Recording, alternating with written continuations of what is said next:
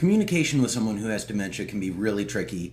And as those words and the language the person uses predominantly, as those break down, we start to see some really interesting shifts.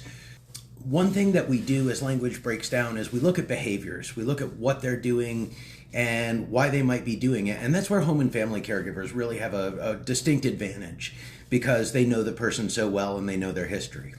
I was watching a training last night. I was taking an Alzheimer's Association training, and they talked about one resident who would start walking around at a certain time of day, and he had his hands out, and he was kind of walking like he was balancing on a balance beam, and they couldn't figure out what he was doing. And so they started digging into his past and history and finally his work, and they found out that he worked on skyscrapers back in the day, and so he was walking the beams up on the skyscrapers.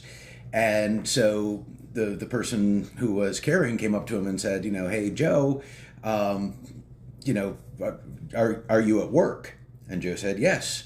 He said, "Well, are you in the union?" And Joe said, "Absolutely, I'm a union man."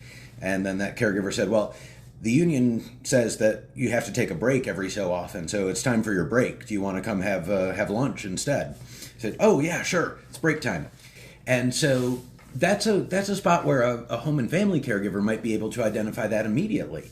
So you might say that a disadvantage of being a family caregiver is that we're so close to it that it's very difficult emotionally because we have all this history and this context with the person where something they do might actually be triggering us, just based on our past experience, where a professional caregiver would be a little bit more objective most of the time. But that also comes with positives and strengths where, because we know the person, we can understand their actions as communications from their past a lot more easily than, say, someone who's just walking into the situation fresh.